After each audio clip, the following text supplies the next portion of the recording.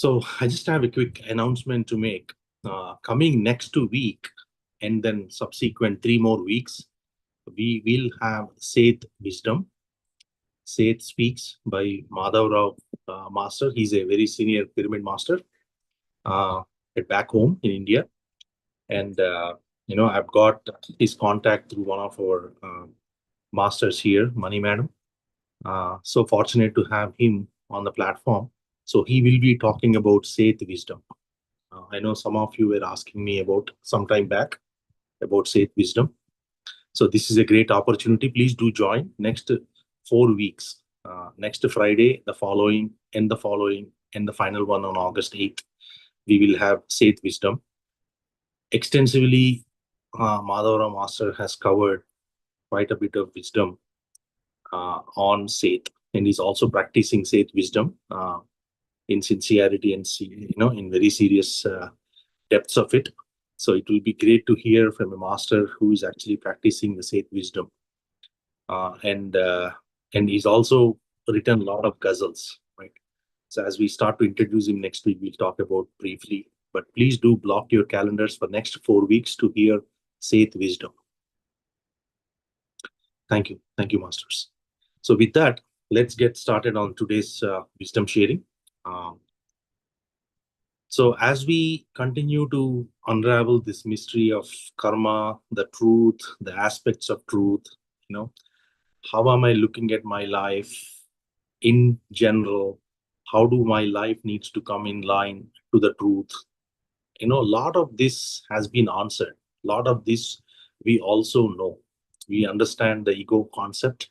We understand the self concept. We understand what we should be doing, and we know what we should not be doing, but yet we continue to fall for the prey of this mechanical life, right? So as we continue to unravel this mystery of truth, that which cannot be seen, that which cannot be understood, that which cannot be in any way or form realized with the mind, what we are trying to do is we're trying to get a glimpse of it. We're trying to see a path. Whenever we find a path, in most cases, in honesty, each of us have to talk very openly here. Right? This platform is about truth. When we talk about truth, how much of us really think that the path that we are going is the destination, right? Most of the time, like for example, if I'm sitting in puja, I'm thinking that puja alone is going to give me that enlightenment. Puja is a path. Similarly, when I'm doing some kind of, practice of a japa, I'm sitting and then doing that repeatedly, and I think that itself will give me the realization. Same comes with the meditation. I'm coming and sitting for meditation. I'm thinking that I'm doing meditation and I'm there. But if you really look at it, the basic fact of it is all these are paths. The the destination that we have to go is within us. We are already that. I am that I am. Where I am falling prey every time I sit in a ritualistic practice, whatever that may be, I have this false notion somehow that this is gonna take me there. This is gonna give me that. This is the ultimate thing. And if I'm so into pujas, okay, as an example, and if you try to defend the position to say that puja alone cannot give you the moksha, I don't care. I feel so relaxed, so energized when I do puja. But the point is, puja is only a path. That is not the destination. When do we realize that? As you gain more wisdom, as you gain more knowledge, we start to realize that the ritualistic practices can take you only so far, but the truth cannot be given to you. Truth cannot be obtained by you, because you are truth already. So it is something that you have to realize it. That's it. it's like shifting, shifting from left to right, or right to left, or up to down, or down to up. That's all it is. I have to wake up from my dream for me to realize that I am in truth. But what I am doing is I'm trying to bring some false practices into the mix and then trying to attain the truth. It is never going to happen, right? See, whatever I am learning, whatever I am practicing, right? Whatever we are teaching to others, what is this? Is to let go of what I am holding on to, not to bring new things into my life. If I continue to keep adding things into my life, which means adding things into my mind, I will be far, far away from truth. That is exactly what is happening in the material world. As much as we embrace the society, we embrace the family, we embrace everything that is happening, we are stuck in this phobia or the false pretension that if I do A, B, C, D, I get to truth. As long as you are taking that I person into anything, you will never realize the truth. Right? That is the truth. If I am the one going and sitting doing puja, I am the one sitting and doing the japa, I am the one doing and sitting yajna, I am the one doing a homa, I am the one doing the vrata, I am the one doing meditation, I am the one doing the deeper dhyana, whatever. As long as that I is sounded in you, you are far away from the reality. That is truth. Your practice, our practice should purify the perception. That perception has to be out. If my perception is I am the one going and sitting and doing the puja, and in that process I am getting higher energies, am I even able to ask the question that who is the one that is getting that higher energies? Who is experiencing that? That's false I. That's not truth. Truth does not have any connection whatsoever to lower energies, mid energies, high energies. Consciousness flows like a river, right? What happens is when you are learning more and more about it, when you are learning more and more, it's like a river must flow through every channel of the opportunity that it gets. Similarly, as you keep learning about the truth, as you give importance to truth in your life, you will automatically flow into that purity. As purity matures within us, so does the reality of it, right? So, what happens when, it's like, when once the river gets pure at a point, right? Akasat patitam toyam yada gacchati sagaram. It's like the river, once it gets purified, it slowly and freely flows and culminates with ocean.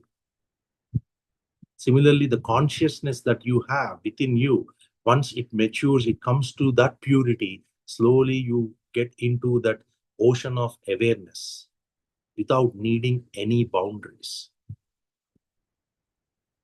Today, whatever the practice I'm trying to bring, whether I'm feeling that I have so much of karma, I'm feeling that I'm going through so much of duality in my life, I'm struggling so many things. Am I safe? Am I enough? Am I being loud? Can I speak the truth? What is the why is my health the way it is? There are like so many millions and millions of questions in every nook and corner of me, that I keep challenging myself. What is this? What is this wisdom of higher energies? Is that movement driven by some kind of a force, or am I the one who is controlling it? The more and more I start to go deeper into this subject, the closer I get to that reality where we start to understand that anything I'm doing is against the truth, right? Anything we are doing, with whatever may be the practice that you're trying to bring into your life, you're going away from the truth. The truth that alone stands, the truth that alone sticks. Because I am that I am. So in reality, we don't have to go through these mental practices every moment, right? If I am able to stable myself in the enlightenment, if you have, like, last 2 weeks back, we spoke about Nisargadatta Maharaj, the concept of I am that I am, right? How you are able to still yourself in that I am practice. How I am able to integrate myself into the truth as it stands, right? If I'm coming to do a ritualistic work, am I able to witness the person within me who is actually coming and sitting and doing? Am I in that awareness? Am I even able to balance myself and accept the patterns that I am recurringly creating myself? Am I experiencing and integrating every layer in a deeply, over time, again and again, again and again? Am I able to trust the flow of the universe, which is in the present moment? Am I in that awareness? There are like so many questions that we have to ask ourselves, which we do not, one, care about it, or we do it out of ignorance. We don't want to ask about that. Or number three, we are so lame that it doesn't really matter, right? If we really understand the mature realization is effortless, then then what is the effort? That effort is needed to get to that effortlessness. Instead, we are putting the effort as if that we are gaining more and more and more and more and more and more and more. So what happens is the false I goes up, up, up, up, which shoots up the ego. Everybody, we all understand the chakra process, right? I need to go from Muladhara to Sahasrara for me to be able to get that. Whenever I am going anywhere, a person going to a temple, a person going to a pilgrimage, a person going to a tirtha, a person going to some aspect of I am doing this, I want to go to this temple, I want to sit with this master, or I am the one doing, even for your own meditation, you are sitting and doing meditation for your own self. What is that you are expected out of that process? Just think about it. Who is the one that's going there into that whole thing, and what is that you're getting out of it? If we are able to ask that fundamental question, one fundamental question, the answer will be very clear to each of us. That it is not in going that you're getting energies, it is instilling yourself. The stillness that you impart, that is within you, that is already you, is where entire universe is. See, I'm going to a temple and I go sit in a temple, I feel like, oh, I'm getting a lot of energies, I'm feeling this, I'm feeling that. Have we ever asked who is the one that is feeling that high energy? Who is the one that is receiving all that? That's false I. That's your ego shooting up. Yes, there are points where you get energies. Yes, there are higher paths, there are lower paths. Yes, there are deeper sadhanas. All of that is there. But ultimately, whatever you pick, whatever you choose, are you able to let go of that false I? That alone matters. Because until that happens, truth is far, far away. If I take my false I to a temple, what is the purpose? I'm going to shoot out my ego at the end of it. If I'm doing meditation, for 10 hours, and I'm keep talking about I did 10 hour and all, what exactly happened there? The person who actually brought that I into that meditation, was he able to dissolve that I, that false I in the meditation? That is a culmination point. Are we even ready to ask that question? So when it comes to the truth alone matters. That's why they said truth alone matters. When you talk to real masters, astral, whether it is astrally you're channeling a master to get the information, or you're talking to a physical enlightened master like Patriji and all, you see that their perception and their look and feel of things is totally different. They don't look at with anything with mind. They don't look at anything with false eye. They are in such a purity, with love, with contentment, with gratitude, that they only talk about things that matter.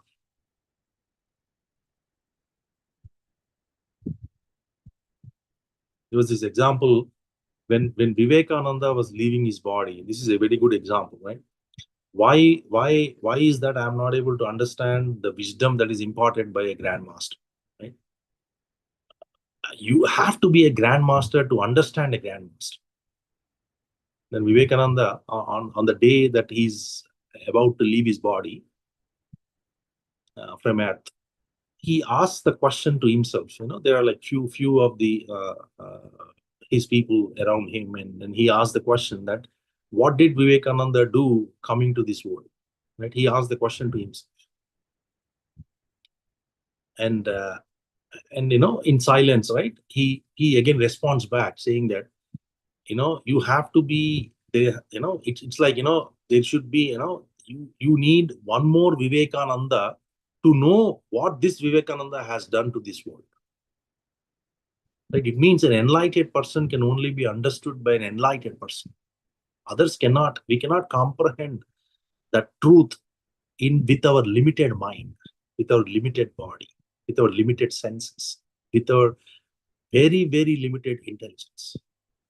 When you are connected to that universal self, that super intelligence, that is when you will understand a glimpse of the truth. That's why living in the truth is most important than living with anything else. Because we must know the truth, we should know the truth, because truth alone prevails, nothing else prevails. This family has come to me, this society has come to me, the culture that I have created myself, right? And the kind of upliftment that I had in my life, everything has come to me as a medium through which I know my own truth. They are only there as weapons for me to use to get to that final truth, that ultimate truth, that eternal truth. But what I am doing is I'm struck with all these things, and I'm thinking that taking care of all these things is the only reason why I'm here. And I'm forgetting the very reason why I'm here. And this is where, as we continue to bring these practices into our life, we have to challenge ourselves. If I am doing a practice and I'm doing this practice every day for 30 years, right? And after 30 years, I'm looking back and seeing that where am I? The day one I started and the day 30 years, I'm still at the same point. Then you have to question what happened in 30 years. Progression has to be realized. You have to be able to see yourself through the lenses, the channel of truth.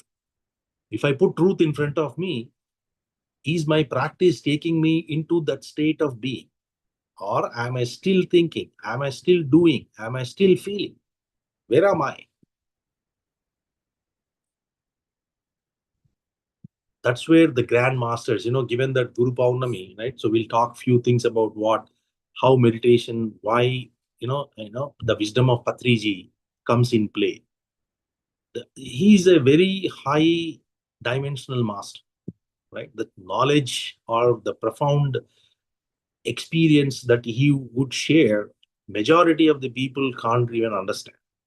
The reason for that is it's a vibration. He's at a very high vibration frequency. And all of that is coming from sixth dimension, seventh dimension, or at most eighth dimension. And that knowledge, for us to understand, we need to be vibrating at the same level. Law of vibration, law of frequency, we know all that, and we have heard about it in the last classes. So the more and more I try to bring that knowledge into my life, there is a tremendous shift that happens. All I have to do is I have to take his word for my word. My mind is telling me that all this, whatever you are doing, is just nothing but waste of time. But a Guruji like Patriji or Bhagavan or Ramakrishna Paramahamsa, whoever that one that you believe, the Grand Master, what they are saying is otherwise wrong. This is being told in Bhagavad Gita. If Bhagavan himself has told, or God himself has told you that this is how it works, and he is the one who created this world, who am I to question it? But my mind, with my limited mind, I question the very existence of the person who created this world. Right? I don't believe it. Absolutely fine. You don't believe in him, that is fine, but it is because of the ignorance that I don't believe in God. That is absolutely fine. But how do you progress? If I don't do any practice, if I don't bring truth in my life, where is the peace? Where is the happiness? Like Bhagavan used to say this, even Patriji says this. You going and finding for peace and happiness is a very good thing, because that is your nature. Yes, you absolutely have to find peace and happiness, but you are looking at a wrong place. They both said it is only inside that you will find that peace and happiness, not outside. Only inside you will find that peace and happiness. Instead, what we are doing is we are trying to find that outside. No matter you may take another 1 more million births, you will never find the peace and happiness outside. You are looking at a wrong location. Your mind as a GPS has taken you into a wrong location. You will never find the right spot. Period. Right? So what happens is, when you are like, I'll give you an example, right? When, there was one, at one evening in India, in Bangalore, actually, in 2008, a large satsang was organized at Pyramid, Bangalore Pyramid Valley, right? Hundreds have gathered, right? And, as always, Patriji arrived on time, and walking, with his instrument, flute, beaming it. And then everybody was expecting, as always, like Patriji will sit, Patriji will talk, Patriji will deliver his message, a deeper insight, or respond to few questions, Q&A and all that, right? Instead, he's an enlightened master. He's such a down-to-earth person that it is impossible, and it is not possible for a limited mind to comprehend the infinite reality, right? He came, he sat down, and then looked at everyone, right? And said only one thing: meditation. That's it. No discourse, no formal guidance, just that one single word: meditation. He closed his eyes. That's it. He sat on. No, nothing. Absolute silence, right? The entire room, wherever the hall, everybody followed. Silence and stillness. 2 hours. 2 hours, he actually made everybody do and sit, just meditation. Nothing. No words, no movements, just a deep collective presence and silence. And the people who have sat in that meditation have said that the energy was electrifying, right? Tears flowed from some, the inner visions got awakened for some. I mean, it was like, it's a collective consciousness has shifted together. And after 2 hours, he just opened his eyes, played his flute, as always. He typically ends the meditation with a touch, right, for a few minutes, smiled at everyone, and left. That's it. No talking, no ceremonial, activities, No performance, just the pure transmission of enlightenment coming from a real grand master.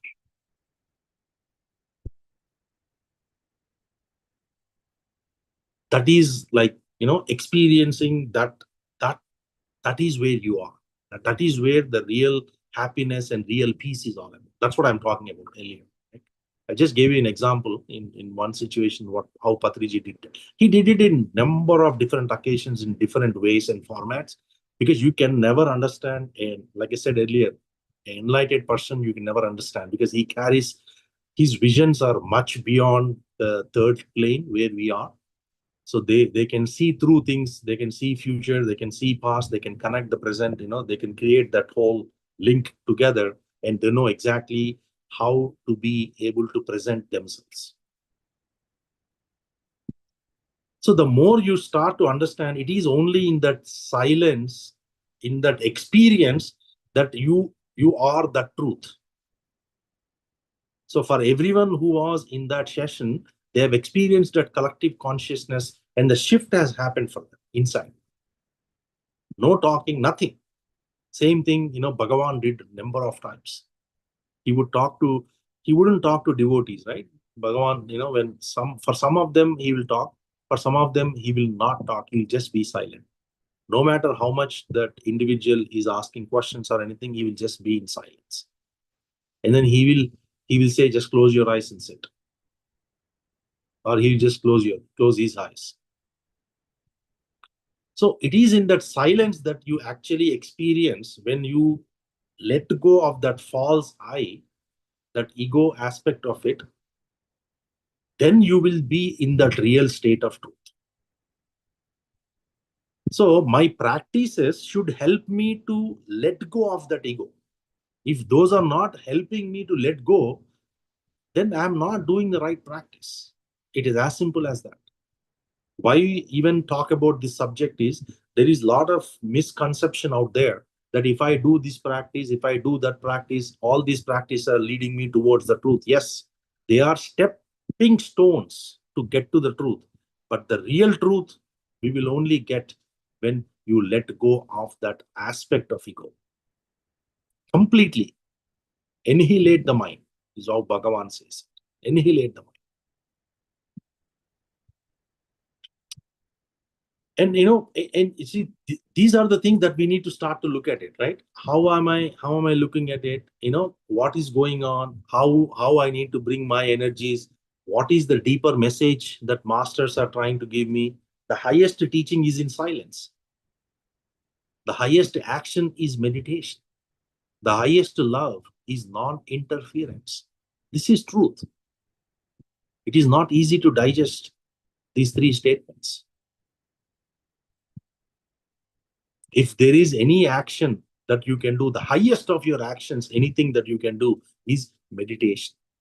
Why? Because through meditation, you become one with divinity. You will know who you are. You will know the purpose. What is the highest teaching? It's not wisdom, it is silence. Only in silence you can experience the truth. What is the highest love? What is the purity of love? Non-interference, accepting the individual as they are, irrespective of your own actions and reactions. The mind always gives you, lives in duality, right? It gives you a lot of things. But accepting the situation and the individuals as they are, without any influence whatsoever, that is love. So in this example, that is how the enlightened masters, they do not impose, they do not entertain. They are not there to entertain you. They're not there to impose anything. He's just transmitting through being, through the true being. That energy, just the flow of that truth is kind of, just coming through him. That live consciousness, that live awareness, what is there, the true being, is what is getting transmitted through him. That's it. Right? So I don't have to do a lot to lead or a present in any in any kind of ritualistic activities. Whether you are going into a a puja, or you're going into some kind of a temple activity, or you are doing into meditation, or you go into satsang, or you're going seeing someone, you don't have to do a lot. You just have to be present. That's it. So this is the profound wisdom of Patriji, not just talking, but also giving you that state, helping you to experience that state, right? The power of silence. And it is not just like he's kind of giving you, hey, you read this one, you read that one. Why am I reading anything? I'm reading that knowledge is in a higher frequency and higher vibration. So what happens is, when I connect myself to that higher energies, I slowly transform myself inside out, right? That shift will start to happen within me. If I don't read that wisdom, I will never know the truth. Who can challenge the truth? None can challenge the truth. If you are trying to challenge the truth, you are ignorant. You just don't know, right? So what is the real teaching? State of being. You are in that state. That is the real teaching. That's it. There is nothing else called teaching. Let everyone rise to that vibration. That's why talk about truth, and truth alone prevails. Don't talk about anything else. If I am talking about material aspects, if I am talking about things that are not there, in reality, what happens is they come and go. So there is an emotion, there is an aspect of coming and going, there is an aspect of change, there is an aspect of having higher energies back to lower energies, or there is a fluctuation of energies all the time. But for truth, there is no fluctuation. Highest energies, that's it, always. So if you want to talk, if you want to say something, let your state come as being in the truth, right? Let the divine express through you, not your mind. If the divine within me is expressing, then the divine within you will be receiving. Then we are connected, divine oneness. If my mind is talking, then your mind is receiving, then mind and mind connecting, you will go nowhere. Because you are in the logic state. You are in the duality. Truth cannot be experienced in duality. So the practice that I am doing, the wisdom that I am receiving, the internal churning that I am doing, right? And I am watching myself grow into this aspect of I to I am, right? All these are needed for us to progress towards that path of realization. That's why it doesn't happen one lifetime. Right? Even in Bhagavad Gita, Krishna talks about this, saying that we need to, whatever the practice that you have done in your past lives, that practice you get connected faster in this lifetime. Whatever you have started, if you have started meditation in your past lives, and suddenly you come to meditation, and then you absolutely go to the highest state in the first sitting or second sitting, right? So what are my reflection? What is my reflection, right? When I look at Patriji, when I look at his wisdom, he never tried to be in that enlightenment, right? He never tried to be in the enlightenment. He simply allowed the truth to flow unblocked. He just let the truth flow through him. That's it. That is the secret. That's the reason there is a phenomenal difference between pyramid masters talking about wisdom versus Patriji talking about a particular topic. You see 360-degree view when he gives something, and he doesn't talk, right? He just puts it out in a very subtle and a simple terms. That's it. There is no blabbering, there is no going around, there is no ups and downs, there's nothing. It's just a statement. That's it. Right? So the more and more I bring that into my life, the more and more I bring that wisdom into my life. That is important. That's why this, as an opportunity of Guru Paurnami, as we start to recall our masters, as we start to bring them alive in ourselves, right? That is the secret. Take the opportunity to reflect upon the teachings of the Grand Masters and see how we are progressing. Compare that against your own standard as to where you are and see where you need to be. And you will know. Introspect yourself. Take time.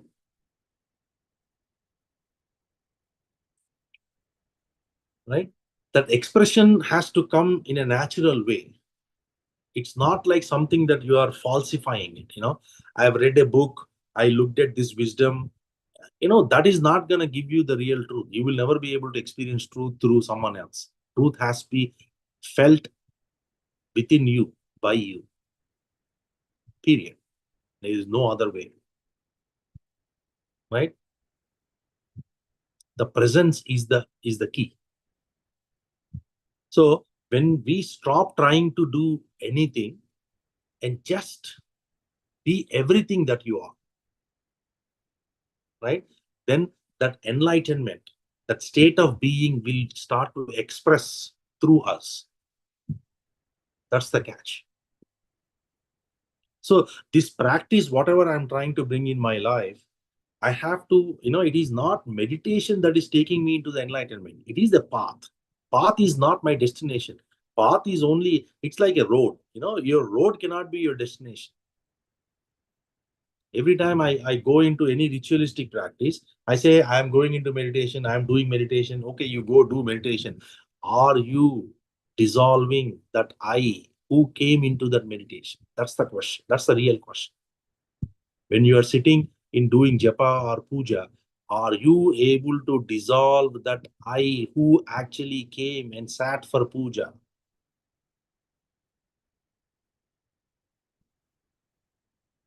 If the answer is yes, then you are there. If the answer is no, then you are not there. At least we have to have that thought process within us that my purpose of doing this is to be that. Right? That's where Grandmaster's wisdom is very helpful. So once in a while, try to bring that wisdom into your life and compare that against the practices that you are doing, and then think through, just introspect yourself to see whether you are going in the right path or there are any corrections that you have to make, right?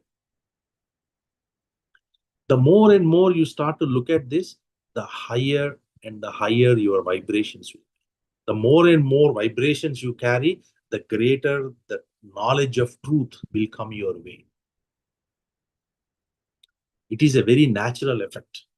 Don't think that just because I am reading Seth or I am reading Ramta, I am reading, Patriji's wisdom, I'll carry fifth dimension energy. So sixth, it doesn't happen that way. Even though you may have read it, you may not have understood it or digested it or brought it to your practice. Until you bring that into the practice, the energy shift won't happen. Period. Just by reading it is not going to help you. Reading will help you to settle your mind, to calm your mind. Yes, absolutely. If you read Bhagavad Gita with the meaning, the mind will calm down. Because that agitation, whatever you carry, when you are hearing that vibration words in the slokas, and then you understand the meaning of it, slowly your mind will start to come to some kind of I wouldn't say compromise. It's some kind of understanding, right? It will say, okay, I'll stop whatever I'm doing, and then it will stay for some time. And once you lose that in your intelligence, again, it starts to shift, acts weird. So the more and more you start to embrace this knowledge, there are two things that we need to always try to learn more about truth. Live in that wisdom of truth, number one.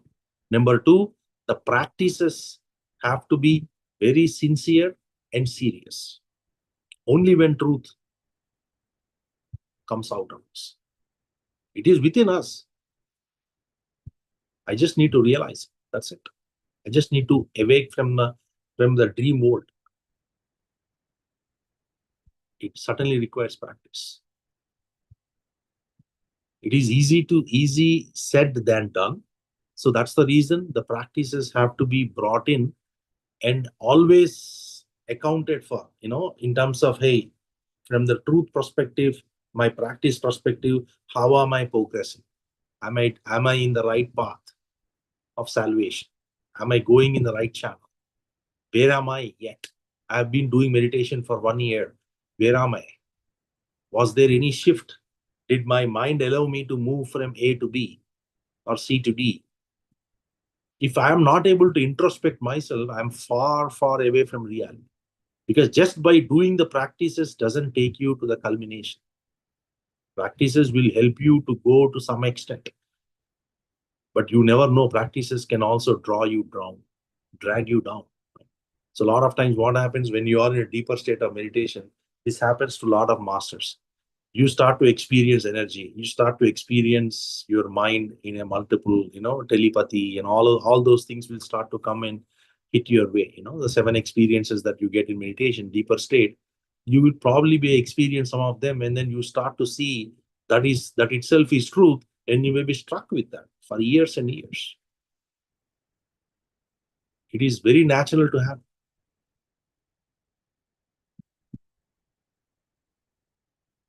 So the more and more I try to bring that shift in myself, the higher the experience that I have. So, and it is, and the final thing, before we conclude, is ideally I do not have to read about it all the time, right?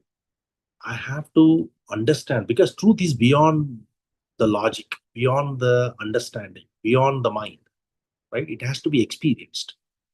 But for me to experience it, I have to take some kind of a path, right? I have to take some kind of an opportunity, right? And then say, I'm going to walk this path to see the end of the destination, right? Only when you walk in that path, the path of truth is only one. You may have 999 different paths available, but there is only one path that takes you into the path of truth. If you have to be in that path for you to reach. And that's where, how you choose to be in that path and how fast you want to reach your destination, those two factors matters. And that's where different practices come in play. Puja is maybe cycling, you're doing japa, you may be going in a car, you may be, or a train, and then you are doing meditation, then you are flying, you're just flying into that, because you are really paced it up, because the more subtler you become, truth is so closer to you. So ultimately, that is what matters. So as I give more and more importance to my teachings, as we give more and more importance to that kind of knowledge and then expectations, the greater my visibility, the greater my wisdom, and the greater the vibrations and frequency I carry. Master, we'll stop here. Any questions? I know this is a very deep subject, but when we align this to practices, there is a lot of this misconception that's out there, right? That I get this by this, I get that by that. We are all struck with this mundane work that we do, that, hey, I've done this puja, I'm able to see this God. Seeing this God is not truth. That far, far away from truth. Any questions?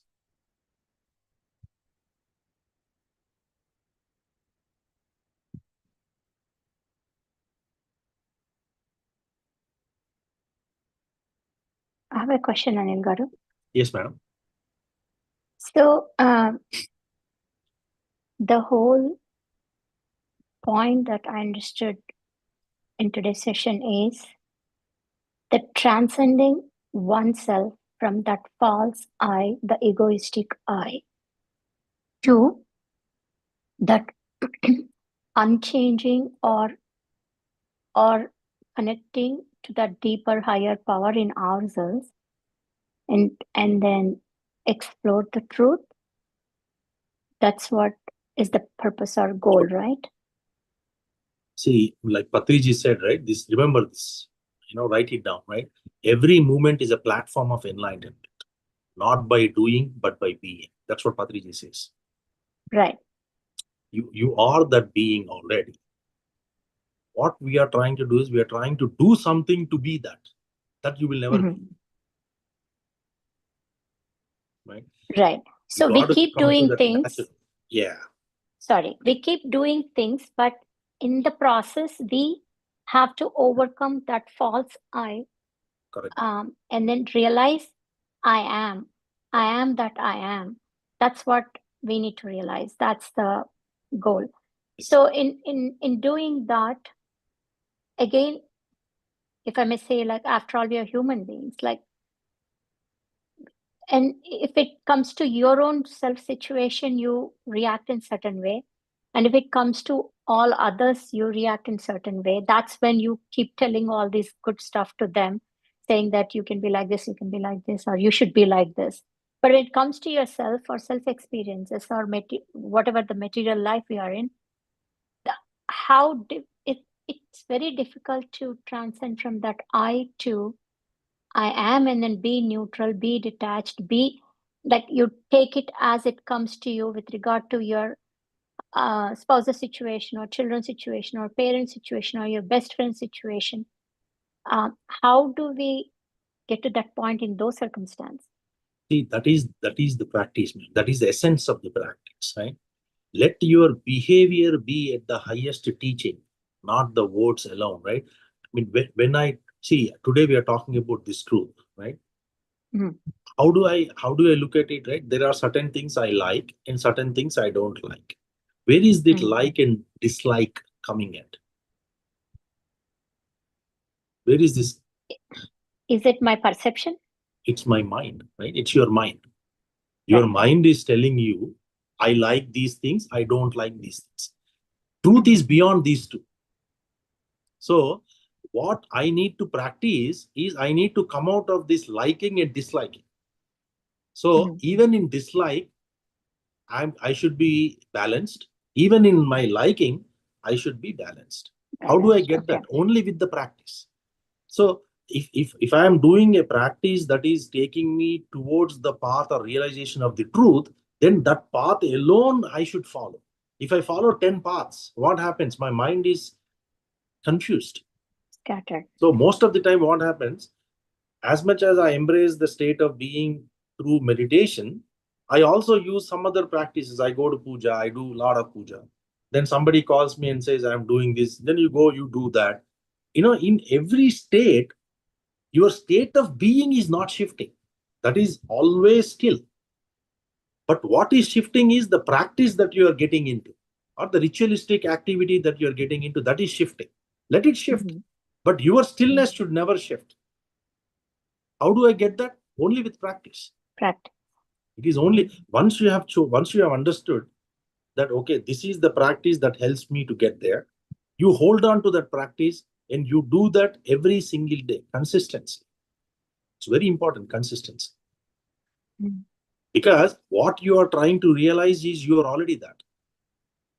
So how do I get out of it? Is you have to awake from your dream. Like, in the state of dreaming, what happens when you're sleeping and you're dreaming? With your own energy, you have created a situation, you have created people, whoever they are in the dream, everything you created, you are the one. The moment you are awake, all that is gone. In a similar way, same thing happens in the real world too. Whatever you are looking, whatever you are living, whatever is happening, it's all dream.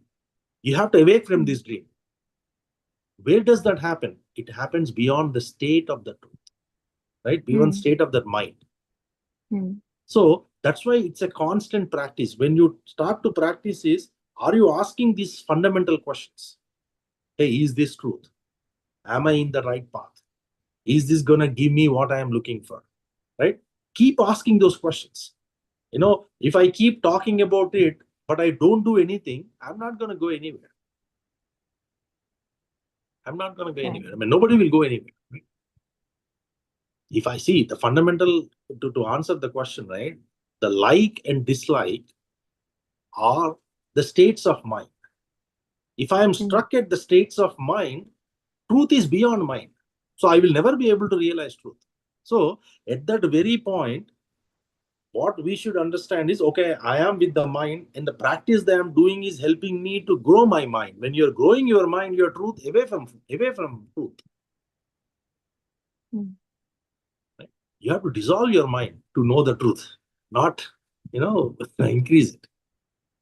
Right. At that point of time, your dislikes will also seem like neutral. Like you don't dislike it like with hatred or anything. You're like, okay, it's a situation. You just take it as it is. That's it. That witnessing state has to come within you. Even right now, the question, you're asking a question, I'm answering a question. There is someone who is watching this process within each of us. That is true. And you need to withdraw yourself from that. So that's why it's practice. You have to practice it. Without practice, we won't be able to get there. So there is no easy answer to your question, right? You say, hey, it's a flip of it. I'm able to do it. I'm able to not do it and all, right? It is only with the practice you are able to get to that state where you are looking at, there is no I, there is no, person, right? That you are surrounded yourself in, whether it is a family thing or society or your work or whatever it may be, right? That has to be dissolved. And it does require that practice. Yeah.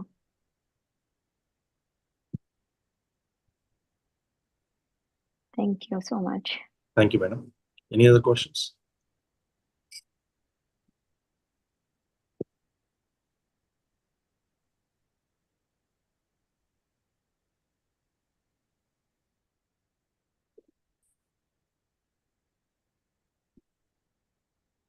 All right, masters. So thank you very much. But for today's session, remember this, right? The highest action is meditation. And the highest love is non-interference. Remember these two. Make sure that you are bringing them into your daily practices. Action has to be reflected into that reality. Make sure that your false I, is getting dissolved when you are sitting for meditation. Do not fall for any state of experiences. All experiences have to be dissolved. You are what you are looking for. That's it. It just in that experience, be there. That's it. There's nothing else to talk about. All right. So with that, let's call it a night. We'll see you all next week with Seth Wisdom. Thank you so much. Rasa will be there. Yeah. Thank you. Thank you very much. Thank you, sir. Yeah. Thank you. Thank you, everyone. Take care.